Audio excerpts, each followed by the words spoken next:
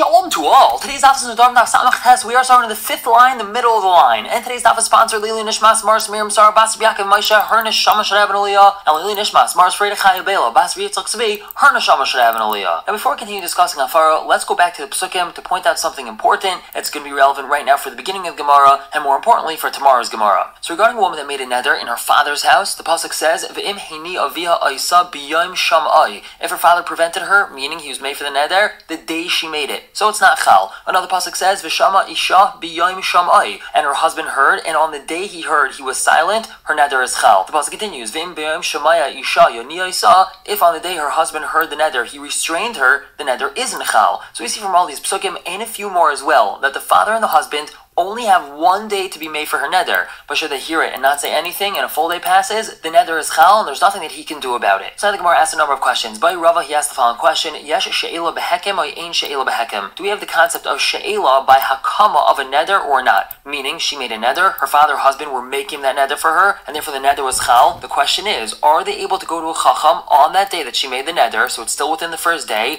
and do she'ela on their hakama, removing their hakama, and now they technically have the ability to be made for the neder? And the Gemara continues, Imtim Slamer Yesh She'ela Behekem. If you want to say that there is this concept of She'ela by Hakama of a neder, Yesh She'ela B'Hafer or Ain't She'ela B'Hafer. Do we say there's She'ela by Hafara or not? Let's say she made the neder, her father or husband were made for the neder. Could they go to the Chacham and be shail on that Hafara? And then that would help that they could be making the neder after that. So the Gemara brings an answer. Tashma Dam Rabbi Yochanan says, Nishalan al Hekem ve'ein Nishalan al Hafer. We can only be shail on the Hakama, but not on the Hafara. We can be shail on the Hakama because the Hakama has certain similarities to a neder itself by him being make him her neder. So now we have a neder here. So technically we could be shail on that, just like we can be shail on a neder. However, we can't be shail on a hafara because once he's made for it, so now there's nothing here. There's no neder. There isn't anything. So therefore, she'ela on that hafara doesn't work. The Gemara continues by Rabbi. He asked the following question. Let's say the husband or father said, Kayam lichi, Kayam lichi. It should be mekayim for you. It should be mekayim for you. He used this double lashon. V'nishal ala hakama rishayna. And then he was shail on that first hakama of his. Mahu. What do we say? Do we say that now the second hakama can be chal on her neder? We've used the following example previously in the beginning of the Masechta. It's like someone trying to get a parking spot. He's circling around the parking lot. There's nothing open. The moment a car pulls out, so he pulls into that parking spot. Same thing. The father said, Kayam lichi, Kayam lichi. So the second Kayam lichi is just looking for a parking spot. Do we say that the moment the first Kayam lichi has a she'ela on it, so now there's an open parking spot for the second Kayam lichi to be chal, and the neder still chal? So Gemara says, Tashma Damar Rava says, Im nishal rishayna shniya chala alav. If he was shayla on that first hakama, the second one is chal on it. And another question, by Rabbi, he asks the following. Let's say the father or husband said, Kayam lichi mufar lichi. It should be mekayim for you, and it should be mufar for you. Two contradictory statements. And then he also said, V'loy techel hakama elim kein chala hafara. The hakama shouldn't be chal unless the hafara is chal as well. Now we know that that's a catch-22. We can't have hakama and the hafara being chal at the same time. And if one is chal, the other can't be chal. So mahu, what's the halacha? Now what's the question over here? So what the Gemara is trying to figure out is, do we understand him to be saying that he wants them to be chal simultaneously, or he wants them to be chal consecutively? Now let's continue and we're going to understand the details. So Gemara Samach Tes Beis on top tells us, Tashma, we have a raya from the following. We plucked it Rabbi of Rabbi Yosi from the machlekes between Rabbi and Rabbi Yosi. This is a Mishnah regarding Tamura. Now what is Tamura? So one's not allowed to transfer the kedusha from an animal designated as a carbon onto a different animal. This is called Tamura, exchanging or substituting. As we just said, one is not allowed to do so, and if he does, both animals are kaddish, the original and the new one.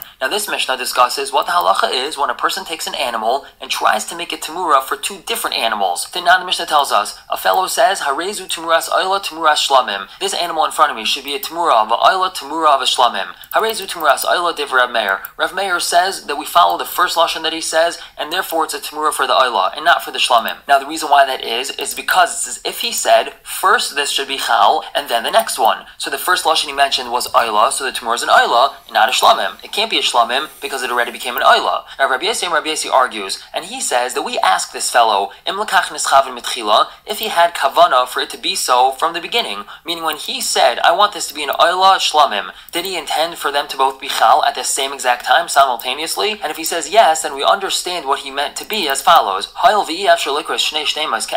Since it's impossible for him to call both names at one time, only Hashem said Shomer v'Zachar b'Dibar Echad, we can't say two things simultaneously. So therefore he had to say one after another, but he wanted them to be chal at the same time, so Dvar of Kayamin, what he said is Chal according to Rabbi Yossi. This animal becomes both an Oila and a Shlamim. What has to be done with it? So it goes out to graze, and once it gets a mum, it gets sold. The money is split in half. Half goes for an oila, half goes for a shlamim. So right now we see that there is such a machlokes. So when a person expresses two contradictory statements, do we view them as if he's trying to say that one should be chal after the other, like Rav Meir? Or do we view these statements as if he's saying he wants them to be chal simultaneously, as Rabbi Yossi does? However, we're going to see that in our case of Nedarim, even Rav Meir agrees. Vafilu Rav Meir loy ka'amar. The only reason why Rav Meir argues with Rabbi Yossi is the loy amar, because the person didn't say loy techol zu elim kein chalazu. This one shouldn't be chal unless that one's chal. So therefore it's clear, according to Rav Meir, in the case of Timura, that he wants one to be chal after the other. Aval hacha, but over here in the case of Nedarim, the Amar, the fellow stipulated very clearly, loy techol hakama elim kein chal hafara,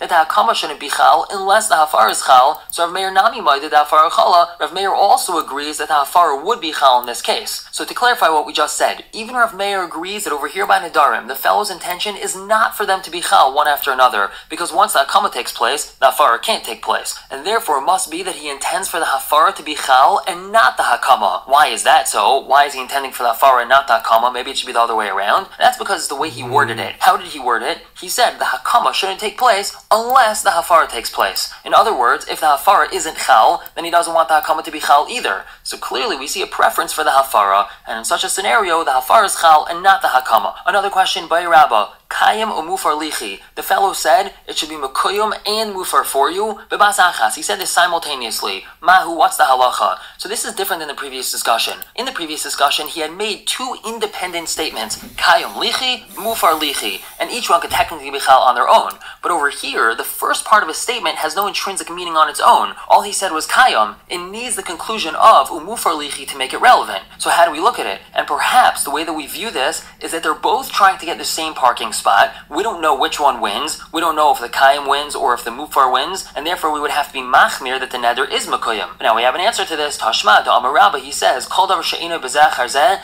anything that can't be chal one after another, afilu basachas enoi, it can't be chal at the same time, and we don't have to pay any attention to what he said. Rabbi had said this regarding a person being Mekadesh two sisters simultaneously. Well, since a person can't be Mekadesh two sisters one after another, when he attempts to Mekadesh them simultaneously, that doesn't work. Same thing over here. Since we can't be Makayim a neder and be made for it right afterwards, one after another doesn't work, so a bas achas also doesn't work, and we don't have to be chashish for what he said. We're going to stop here for the day, pick up tomorrow with more scenarios. For now, everyone should have a wonderful day.